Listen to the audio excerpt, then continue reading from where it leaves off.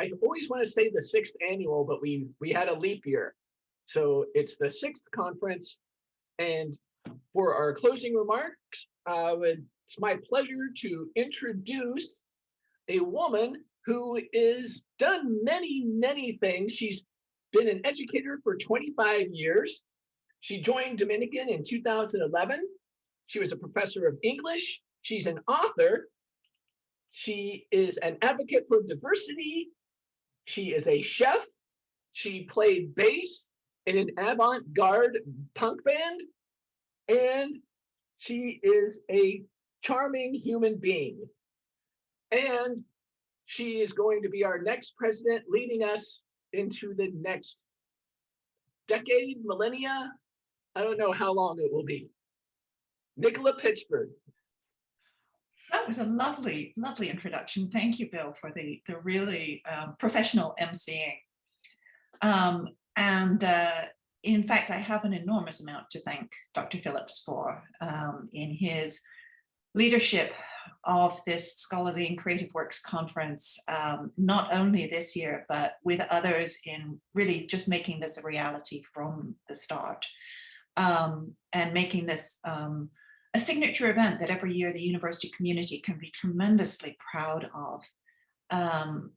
The fact that this year we are in such a different format and innovating not only in the content of the work that's being presented here, but in the way it's being presented and shared, I think is, again, a testament to the hard work, the creativity, the flexibility and generosity that Bill in particular has demonstrated, but all of the people who have put time into planning the Scholarly and Creative Works Conference have also demonstrated.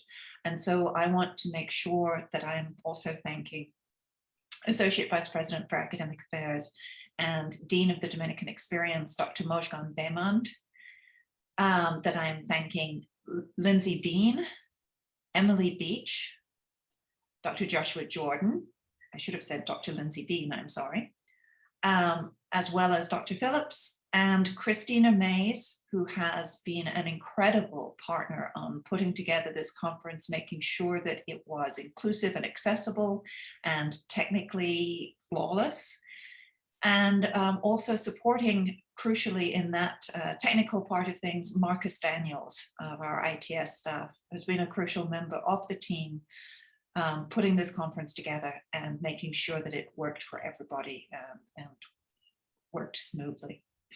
I want to thank also Dr. Karen McCarthy for giving our keynote address on her research in occupational therapy and diversity, equity, and inclusivity. And I want to thank everybody who presented, who shared their work, who generously gave of their time to listen to colleagues and friends and peers, who asked questions, who moderated panels, who mentored presenters and helped them prepare for their best face forward. So to everybody who has engaged in this conference, my sincere thanks. I think really this is not only a celebration of our intellectual and creative community, it's also a moment when we recreate and strengthen that community. That is to say, we're not just celebrating what we have done, we're also continuing to recreate the learning community that makes those accomplishments possible. The value of ritual is always that it shores up a community and reaffirms the things that that community values. And this is has become a crucial annual, or nearly annual, as Bill noted, ritual for us that we missed last year, like we've missed so many rituals together of celebration, of accomplishment, as well as of mourning and of struggle over the past year. And so it's wonderful that this ritual in its changed form has still taken place today. And with so many participants, it's been really exciting to see the numbers. Bill, correct me, I think we had 154 student participants and creators, performers, and 48 facilitators, conveners. Is that the right number? Close enough? I think so, yeah. which is just marvelous. And I invite all of those of you who will be students at Dominican this time next year to please start planning for the place that you will have in next year's Scholarly and Creative Works Conference, or indeed years after that. So I wanted to talk for brief closing remarks. I'm not going to go on too long, although I know not only presidents in waiting, but vice presidents say that and then frequently do. But I wanted to talk a little bit about the nature of signature work and where it fits in Dominican's vision. Some of this will be things that you've heard before, that you've articulated yourselves or talked about, I think. Signature work is what this conference is all about. And when we say signature work, we really mean sustained acts of inquiry and creation that result in the reassessment of knowledge and the creation of knowledge. And knowledge, I mean very broadly, to incorporate the knowledge that comes from original choreography and performance, as well as the knowledge that comes from lab-based research or from an individual researching and thinking hard over their computer screen. All of those things are forms of knowledge production and of creativity. And signature work in general, we define as pursuing a line of inquiry, ideally a line of inquiry of your own choosing. But I know some of you find your signature work in assigned topics or in topics that members of a group, a collaborative group, have developed together. So it's not always an individual query that you're following. The reason that signature work is a crucial part of a Dominican education, and one of the key components of the educational model, the Dominican experience, that we want every student here to access, is that signature work is a high impact practice. And as many of you know, that is higher education jargon for particular forms of learning that have been demonstrated by research to have particularly strong cognitive impact for the students who engage in them. So they are particularly effective in deep and high quality, in conjuring up and in encouraging and creating this context for deep, high quality learning, lasting learning. So signature work is a high impact practice. And to say that is also to say that signature work changes things. In some cases, it's actually the content of your signature work that changes things, creates direct change in itself. So you may have designed a clinical intervention or a protocol that will change the lived experience of patients. You may have created a business case study that will change how other businesses tackle particular problems or issues. Some of the changes that happen because of signature work are more subtle. For instance, if you were in my own discipline, in the study of literature and language, the signature work that you've done may have changed the ways in which people can experience a given text and the richness of that interaction and the meanings that it's possible to find and to discover from interacting with a particular text. That too is change. It may be less dramatic or less immediate, but it's really important in the texture of life and of understanding. It's an intervention also. And some of you may have seen already changes that are the impact of your own signature work. And that is a tremendous privilege. You may have seen or felt those changes in your own body as you perform, or in the faces of your audience as you perform. You may have felt that you have brought beauty into the world. There are all kinds of ways in which signature work in its content, in what it does, creates change. But I also want us to focus on and be aware of the way it changes the inquirer, that it changes the person who is undertaking the signature work. And again, that's where signature work is talked about as being a high impact practice. It's not necessarily in its impact out there in the world, but its impact on you. We know that undertaking a sustained project of inquiry, of research, of creation facilitates cognitive changes, that it facilitates strengthening of your critical thinking, of your articulation and communication skills, that it can facilitate your ability to synthesize multiple and often conflicting inputs, all of which are absolutely crucial life skills and professional skills, regardless of the profession that you choose or are chosen by.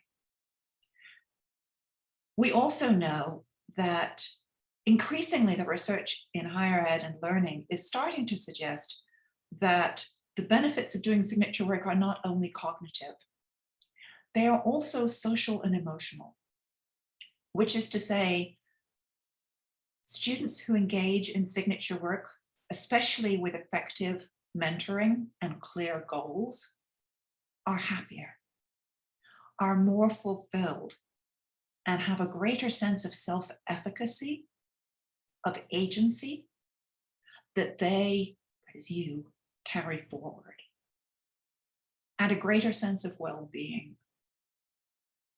Those things are invaluable. The change may be subtle.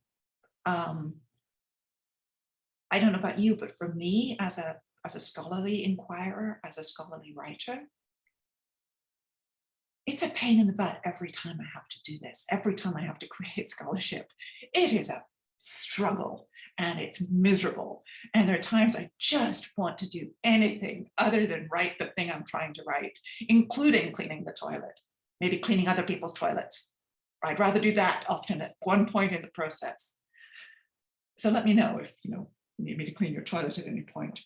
But when I've done it, the sense of my abilities, of my capacity to overcome things that have puzzled me, gaps in my own reasoning that I discovered when I tried to write it out, that over time, each time you do that, contributes to a greater sense of your ability to function in the world, to act on the world around you, to not be helpless, and to be creative and to design solutions.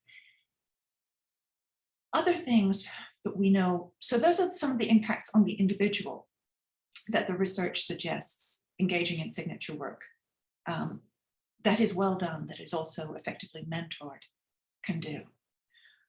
But I also want to talk about the community, because when I started these comments, I started by thanking half a dozen people, and then thanking a lot of members of our community without whom this day would not be this day.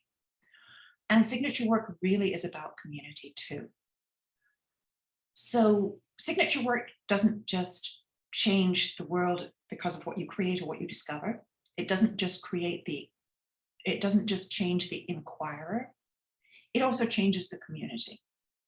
One of the things it does is it actually supports diversity and equity.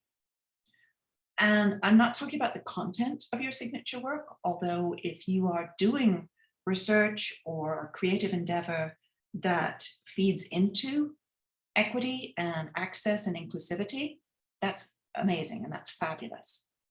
But even just the act of engaging in it and of sharing it strengthens the sense of community, of possibility, and particularly, again, I'm going back to the higher ed research on the impact of doing signature work.